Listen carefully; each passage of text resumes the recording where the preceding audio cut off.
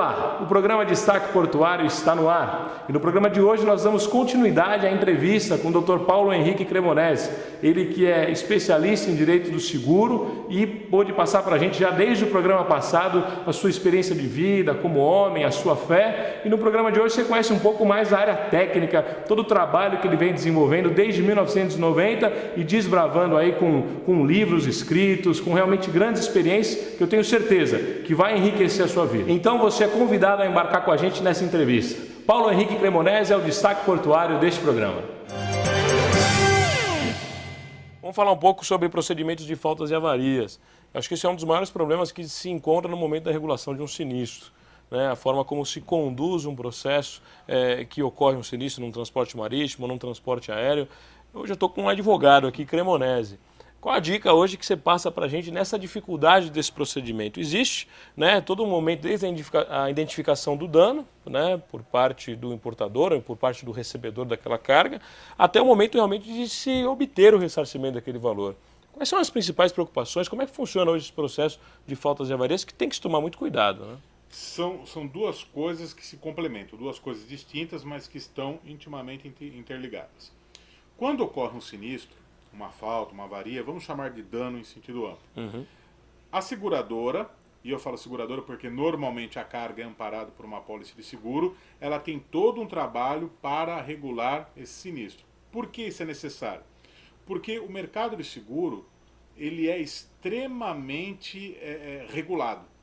Então existem órgãos públicos sobre o mercado de seguro e existe também os interesses privados dos acionistas.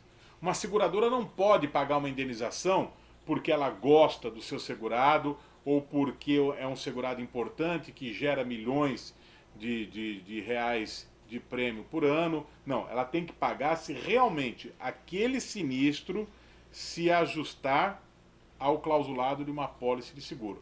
Porque o pagamento ex gratia, que é uma expressão em latim para dizer pagamento por favor, um pagamento por benemerência, ele não existe. Não existe por uma questão de natureza econômica. Claro. É um mercado muito sério, mas a economia não é feita por santos. Ela não tem por objetivo a caridade. A economia tem a sua dinâmica, tem a sua linguagem.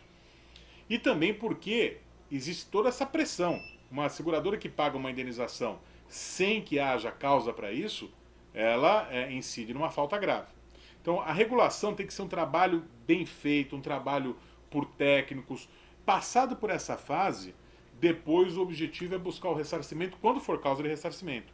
E aí a coisa mais importante é a coleta de material, a coleta de documentos, a busca da verdade. Por mais que se trabalhe com a presunção legal de responsabilidade, sempre é bom você ter provas, elementos probatórios de que o transportador de alguma forma falhou na sua obrigação contratual, que é de resultado. Ele coleta a carga num determinado lugar e tem que entregar em outro, naquele lugar convencionado, a quem de direito, da mesma forma que recebeu. Se acontecer alguma coisa, ele é presumidamente responsável. Ele que vai ter que provar sua inocência. Mas aquele que está na outra ponta, se conseguir angariar algum elemento de convicção de que houve uma falha operacional, ele terá muito mais chances de conseguir êxito na sua reclamação administrativa. Então, esse departamento de faltas e avarias que existe em todas as empresas de transportes é um departamento extremamente vigoroso e forte. Capital, porque dependendo do desempenho desse departamento, o transportador pagará mais ou menos indenizações. E às vezes, o que é inteligente, se eu fosse advogado dos transportadores, ao perceber que aquele caso naufragaria, que aquele caso não teria chance alguma de provar uma exclusão de responsabilidade, eu certamente procuraria o advogado da parte contrária para buscar um acordo, porque aquele que quer um determinado direito é capaz de ceder em parte disso, claro, por questão de tempo. E aquele que sabe que vai ter que responder por isso, consegue um desconto considerável quando se abre, quando busca a concórdia, quando busca o diálogo, e ele tem benefícios por isso. Então, é um mundo muito sedutor. As cartas protegem o prazo de 10 dias da entrega. Primeiro, se eu descumprir o prazo. Segundo, quando é a entrega? Na descarga, quando ele recebe na casa dele? Vamos falar de um transporte marítimo. É uma ótima pergunta e eu tentarei ser assim o menos técnico e o mais didático possível. Atualmente, o protesto do recebedor, é o nome desse protesto, é regulado pelo artigo 754 do Código Civil. Antes, era pelo artigo 756 do Código de Processo Civil de 1939, que continuava em vigor por força do artigo 1218, inciso 11 do atual Código de Processo Civil. A lei posterior e específica revoga a lei anterior e geral. Então, hoje, não há dúvida alguma que o prazo é o estabelecido no artigo 754 do Código Civil. Qual é a diferença de um dispositivo e outro? Por que eu lembrei do anterior? O anterior falava em 5 dias. O atual fala em 10. Ao que alguém poderá pensar, então melhorou. Não. Lê do engano. Como é importante ter atenção a tudo. Antes se falava em 5 dias, mas o início da norma era salvo prova em contrário. Então, o que isso queria dizer? Que se o consignatário da carga, quem lhe fizesse às vezes, o despachante aduaneiro, o comissário de avarias ou mesmo o segurador, não apresentasse o protesto do recebedor contra o transportador, ele ainda assim conservava o direito. Ele apenas perdia a vitamina legal da presunção legal de responsabilidade. Por quê? Porque ao invés do transportador provar a sua eventual inocência, ele é que teria que provar, porque não fez o protesto, não fez a lição de casa, a culpa do transportador. Mas o direito subsistia. Hoje não. Apesar de ter dilatado o prazo, ter dobrado o prazo de 5 para 10 dias, o que a norma diz? Que se não for apresentado o protesto, há decadência de direito, perda de direito. Então o protesto ganhou um peso de bigorna e um valor de ouro. Se o protesto não for apresentado em tempo hábil, efetivamente o dono da carga ou seu segurador, um desses dois personagens, um desses dois atores do direito, perderá efetivamente o direito à reclamação. O prazo de 10 dias ele é contado a partir do momento que a carga é entregue, entregue a quem de direito. Como a dinâmica portuária é muito complexa, principalmente em se tratando de um processo de importação, por cautela, a orientação é apresentar o protesto do recebedor a contar do prazo da descarga. Porque aí é uma questão ontológica, uma questão matemática. Você tem uma data fixa e não vai discutir se foi no dia X ou no dia Y que se teve o conhecimento efetivo do dano. Mas isso quando o dano for aparente. Porque existe aquele dano que não se consegue descobrir no primeiro momento. Como, por exemplo, uma fissura num transformador. E, às vezes, o transporte inadequado causa uma fissura que só é possível ser detectada num momento posterior. Então, os 10 dias são contados a partir do momento que se identificou esse dano. De qualquer forma, existe toda uma discussão. Esse pode gerar uma polêmica. Né? Exato. E tem uma outra coisa que eu peço desculpas a você, a seu telespectador, que eu não posso falar, porque eu descobri um problema seríssimo. Existe algo na filosofia chamado topoi. Os gregos falavam muito topoi. Topoi é um lugar comum. Então as pessoas elas vivem com muitos topóis. Topóis literários, topóis teológicos. É um lugar comum e todo mundo repete sem saber ao certo, sem refletir sobre isso. Então existe um topói jurídico, né, nesse caso do artigo 754, e o prazo de 10 dias, que eu peço perdão, mas aí como advogado eu guardo esse trunfo na manga, porque eu estou extremamente preocupado, porque eu descobri algo que as pessoas estão falando do prazo de 10 dias e talvez a coisa seja ainda pior do que isso. Mas como até agora a questão não foi levantada, eu não serei o primeiro a fazer isso por uma questão até de inteligência, já que eu defendo a carga.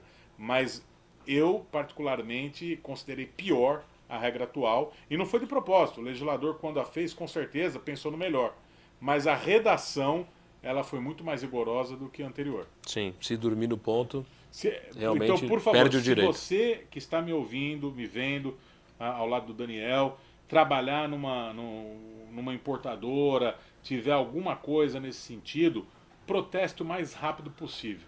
Né? Não tenha nenhum tipo de pudor, ainda que se você protestar contra a pessoa errada, contra quem eu devo apresentar o protesto? Contra todo mundo que está envolvido na cadeia de transporte. Perfeito. Por quê? Porque você não vai cometer erro algum. O protesto em si não é um prejuízo para o transportador. Ele não está assumindo absolutamente nada, mas é uma garantia para você, dono da carga. Então, havendo dúvida, proteste. Agora, você tem um problema operacional em cima disso, né? Porque na dúvida protesta tudo. A dúvida protesta tudo. né? Eu me lembro quando era estagiário, Você movimenta a máquina de um jeito. e o prazo era mais exíguo de 5 dias, então o navio estava entrando na Barra do Porto de Santos, e era um tempo do Telex, né? O pessoal mais jovem talvez não saiba o que é isso, mas eu estava na máquina de Telex dizendo assim, o navio tal, tal, identificava o navio, vem pelo presente na qualidade de segurador da empresa tal, protestar por eventuais faltas e avarias, porque era uma cautela, uma formalidade, mas necessária. Se eventualmente não acontecesse nada, aquele protesto perderia eficácia, valor, não causaria prejuízo a algum transportador. Mas acontecendo algo, o prazo de então 5 dias já estava garantido. Então é importantíssimo esse zelo, é um zelo profissional até da equipe que está servindo a um determinado importador, protestar contra quem de direito. Até porque, se você me permite, eu peço desculpas, eu não quero me alongar, mas a não apresentação do protesto gera possível decadência do direito contra o transportador. E isso autoriza a seguradora, se ela for extremamente rigorosa na leitura do clausulado, a não pagar a indenização.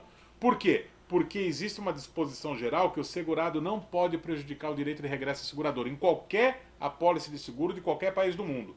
Se o segurado, o consignatário da carga, o importador, né, ou o dono da carga, aquele que vai receber a carga, não lavrar o protesto contra o transportador, ele prejudica o direito de regresso. Então, dependendo da leitura que se faça do caso concreto, a seguradora tem amparo legal para negar o pagamento da indenização.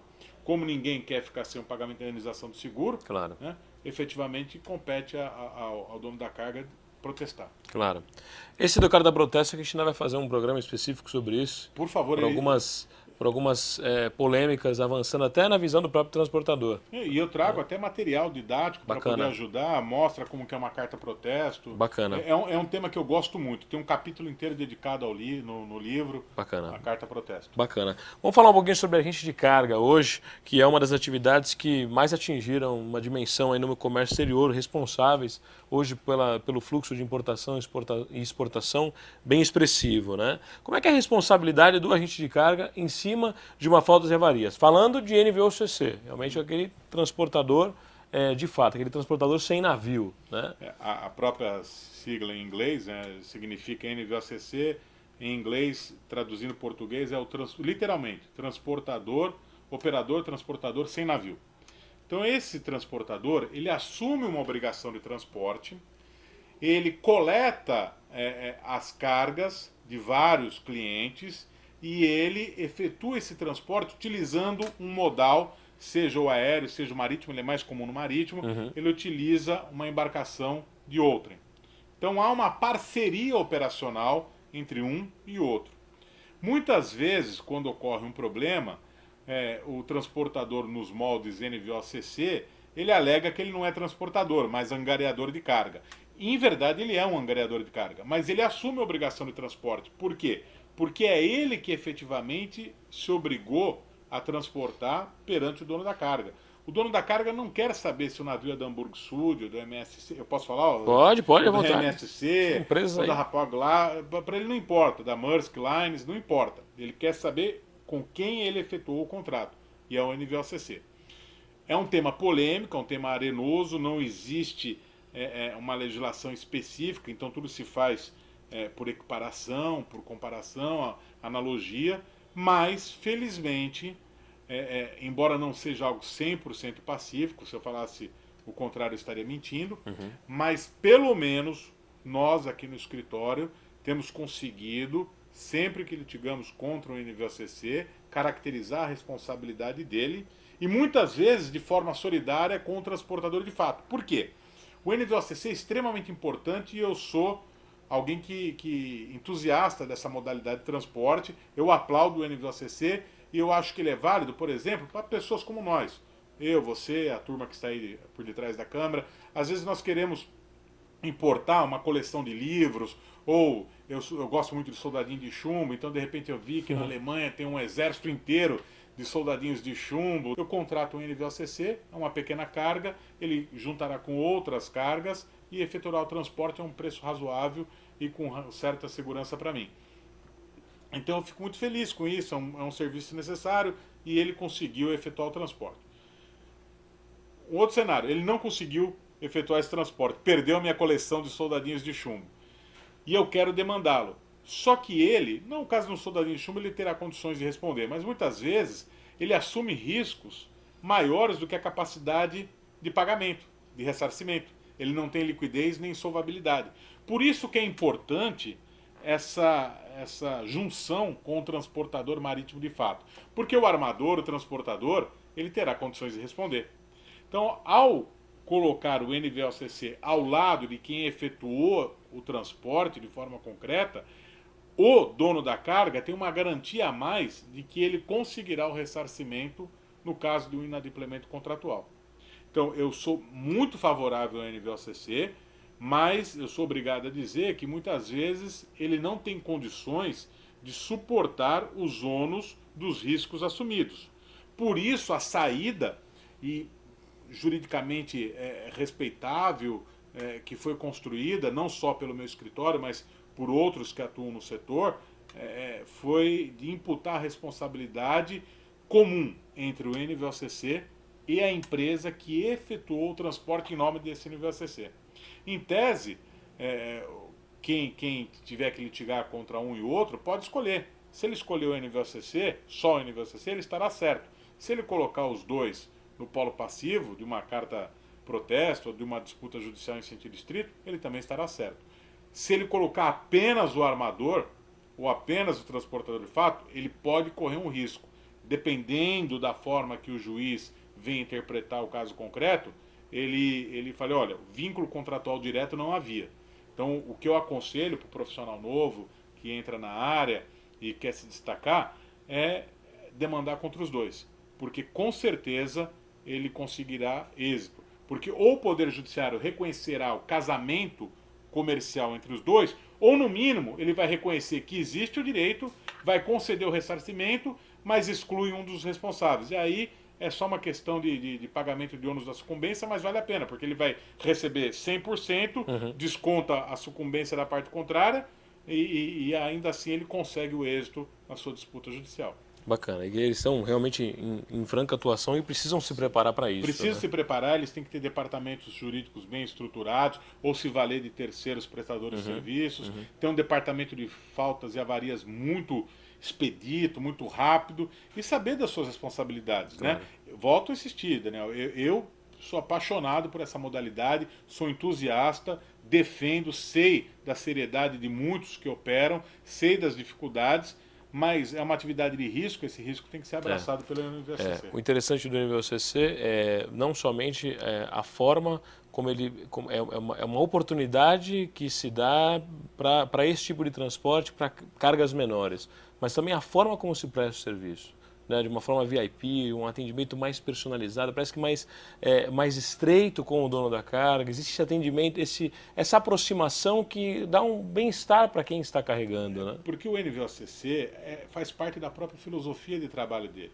Ele acarinha, ele nasceu justamente para resolver o problema de vários e vários milhões Exato. de importadores e exportadores sem peso. Uma coisa é a Nestlé, se me permite falar, Claro, estou dando alguns exemplos do meu cotidiano profissional. A Nestlé, a Volkswagen, a Fiat, são empresas poderosas e que carregam milhões e milhões de bens mensalmente, gerando fretes magníficos. Então os grandes armadores focam as suas atenções, e é perfeitamente lícito e correto, nesses grandes do cenário do comércio exterior. E os pequenos ficavam sem um carinho. Por isso que você falou é verdade, o NVOCC trata com carinho o seu cliente. Sim. É muito raro um NVOCC que não se preocupe. Eu já vi executivo, eu sento, o fato de sentar do outro lado da mesa de negociação não significa que sejamos inimigos, pelo contrário, alguns dos meus melhores amigos são pessoas que trabalham do outro lado, são adversários profissionais e são amigos. E nós temos muito disso, nós percebemos a ansiedade, percebemos a preocupação. Não vou dizer que já vi chorando, mas quase já vi executivo de NVOCC chorando por um problema vindo para o cliente dele. Então, essa base do carinho e tal. O problema é que, infelizmente, existe a questão da responsabilidade. E não há como fugir dela. Cremonese, queria agradecer a tua presença aqui no programa Destaque Portuário. Para nós, realmente, é um grande orgulho estar aqui na sua sala, uma bela sala aqui na Venda na Costa. E antes da gente encerrar o programa, nosso tempo até já esgotou, mas está tão boa essa entrevista que a gente quer pegar um pouco mais de informação aí, tu até obrigado pela tua disposição. Antes da gente encerrar o programa, fala um pouco de alguma curiosidade, alguma coisa que você tenha passado nesse dia a dia, né, de assunto securitário, direito dos transportes. Realmente é um assunto desbravador, né? Você não tem rotina. Conta alguma curiosidade que você tenha enfrentado pra gente. Várias. Aliás, em primeiro lugar, eu também agradeço. Foi um prazer enorme falar do que a gente gosta, do nosso cotidiano profissional. E você é um excelente entrevistador, fica mais fácil a tarefa Obrigado. de interagir com o público. Um caso, foi até lembrado aqui pelo pessoal da equipe no intervalo, foi o do operador Valdevino. Eu gosto muito de contar desse caso porque ele mostra que, apesar de todos os cuidados, os sinistros sempre ocorrem, como você muito bem falou. Era um caso que aconteceu há alguns anos, havia uma demanda reprimida, o mercado estava super aquecido. Aí uma transnacional, segurada de um grande cliente aqui do escritório, tinha que entregar um transformador para o Chile, né, o cliente no Chile. E não havia navio heavy lift, navio de carga pesada à disposição. Então tiveram que contratar um navio de carga geral, adaptar esse navio para receber o transformador.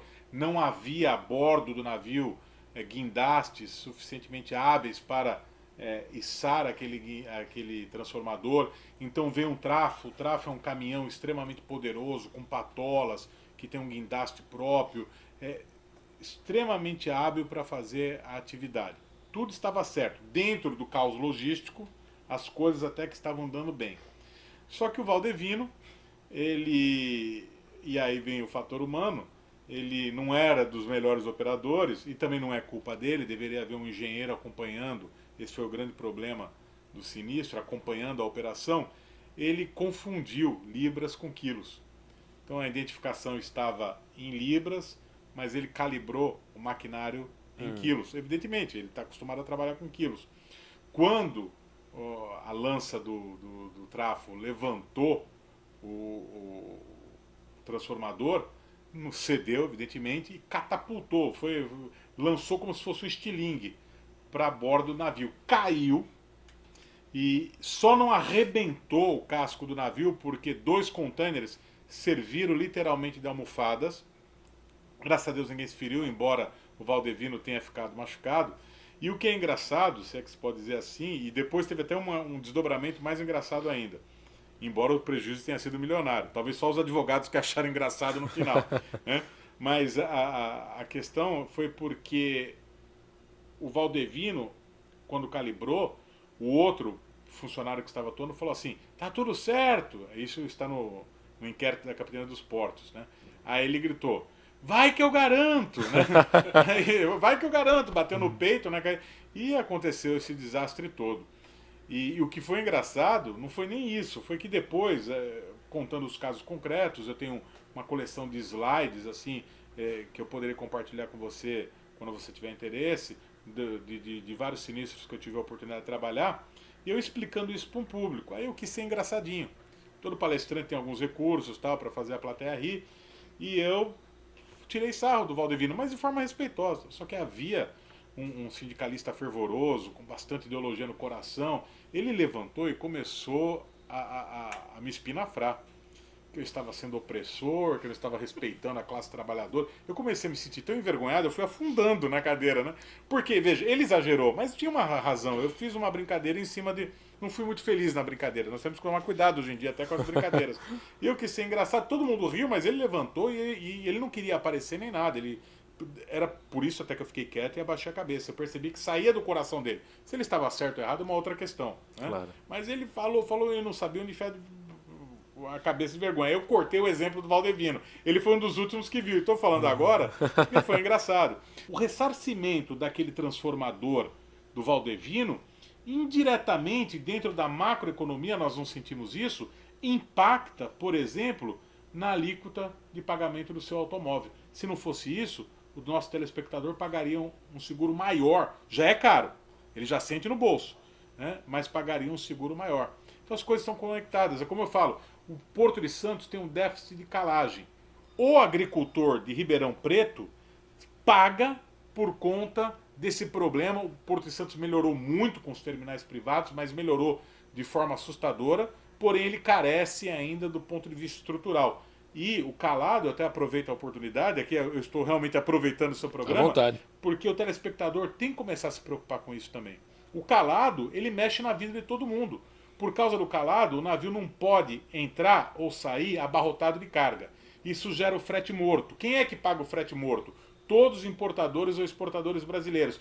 Se o empresário perde dinheiro, quem é que sofre? O consumidor ou o trabalhador.